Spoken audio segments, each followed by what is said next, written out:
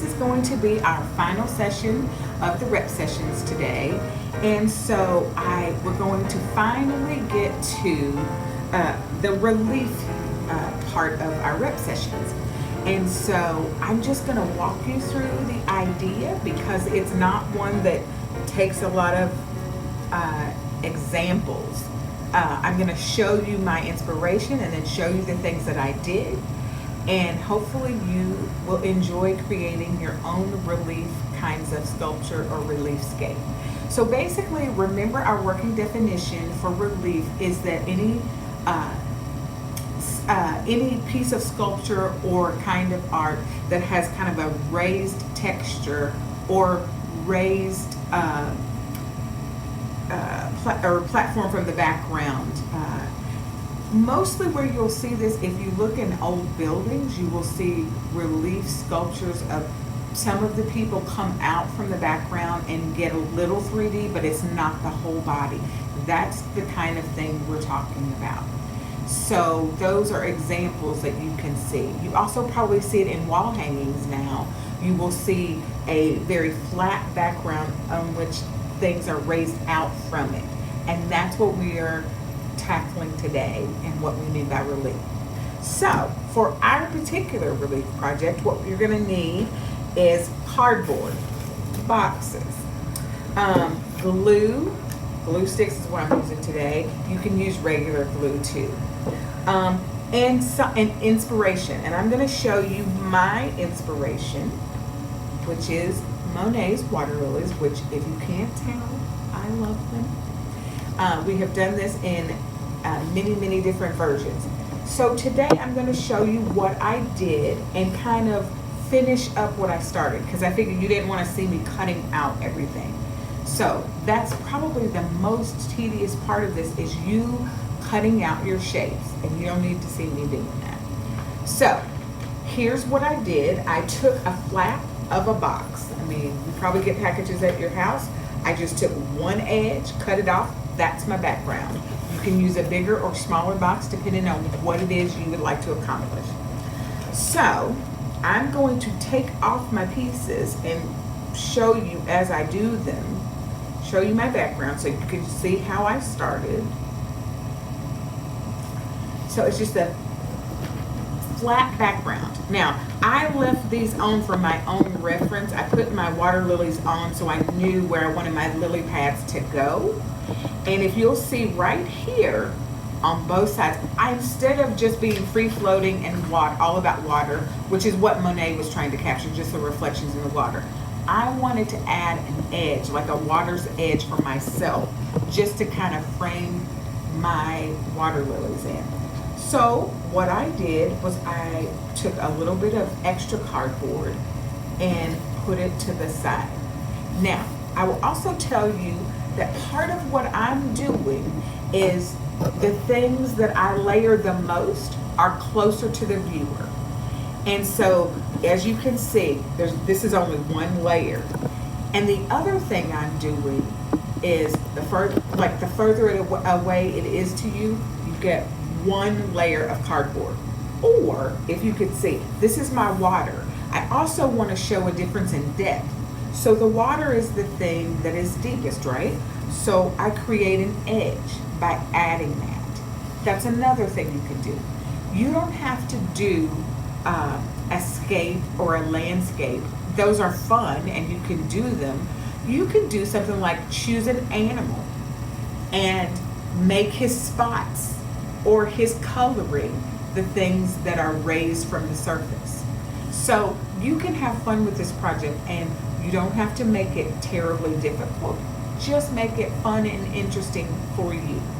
So the other thing that you can probably see is that I've peeled some of my cardboard, and I did that on purpose, and I'll show you just a random piece of cardboard because I didn't want it to just all be brown. So if you peel back cardboard, this is what's underneath, the corrugated part. So that adds a little bit of texture. And so where I wanted to make distinctions, that's what I did. If I wanted it to look a little bit different and a little bit, just nicer, I took off some of the cardboard. All right, so let's get started. I'm going to now show you how many pieces are in my water lilies. So I wanted some texture on top, and just my water lilies just kind of a flattened circle. So all I'm going to do is glue it down on top, and I'm going to go ahead and do that for all of my water lilies. And as you can see, that fits right nicely into that flat circle. So I put my depth on top, or my texture, and then I'm gluing it down.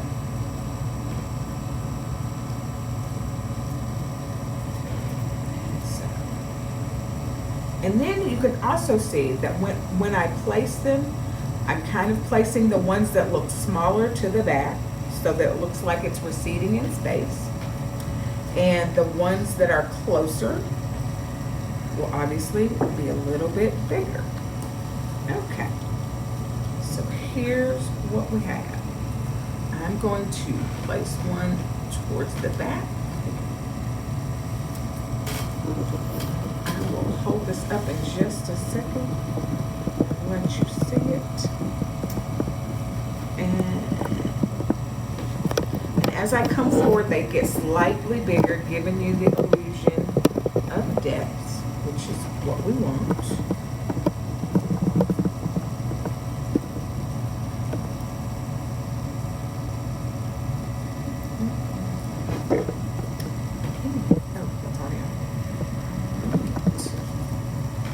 So it looks like my water has, or my composition has some movement to it.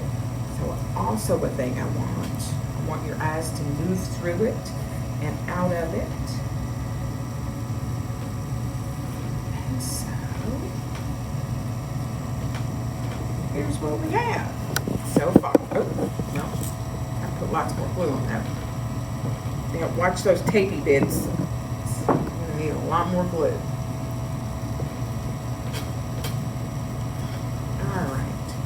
This is what we have so far. So I want you to also notice that I took some of the strips of just the cardboard paper and I laid them in as the stems that are underwater. And I kind of wanted them to be not the same as my background, but still flat. And so that's what you'll see here.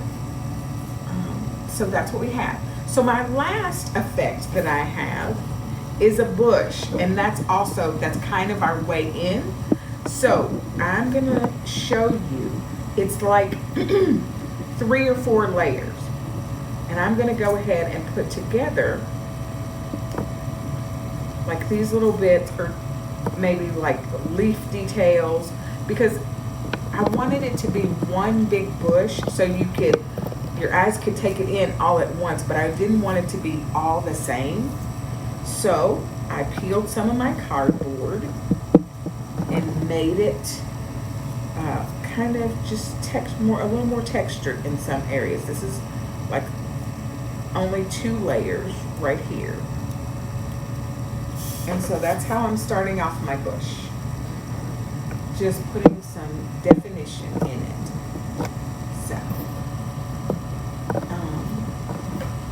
So now I have, like I said, like 3 or 4 more layers. I have some shapes that will fit inside the bush that will make it pop out from the surface, and this will be my most relieved surface. It will pop out the most. And I kind of have, after you get your shapes together, you can start either doing like shapes inside of it, but you will be doing things that you measure up against the first thing that you did.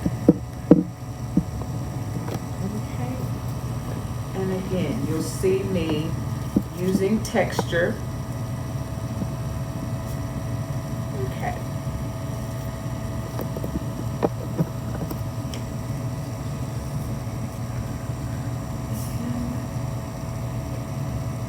So this is going to be, I put on my second layer, and it's not covering the whole place. And I put on a third layer, and I have one last little layer of fourthness. And I didn't mind for it to be bigger, I mean, or smaller. And so then I've created this kind of very built up surface, and now I'm going to glue it down.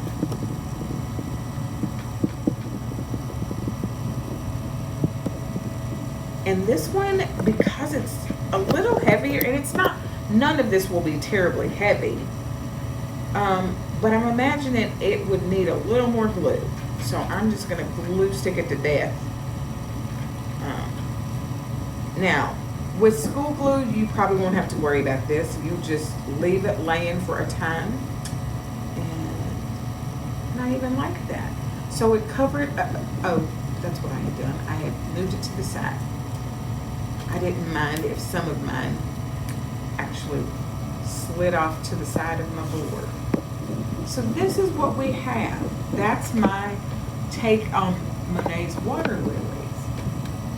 So you can see that there is some definition, but the thing I'm going to do to give myself a little more definition, you don't have to do this, but I'm going to show you. I'm going to use a black marker and just create some waves in my water and just little borders. And I'm not going to do all of it, but just some definition. It'll give it a little bit of definition. And we'll see what that does. Oh, this is still not totally done. All right.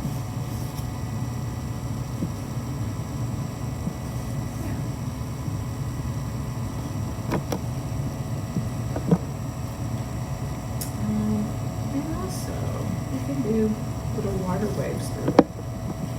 So this actually gives you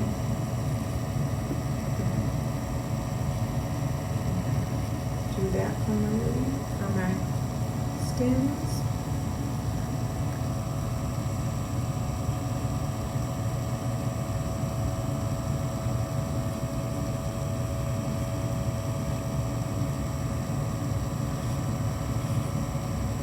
So there we go.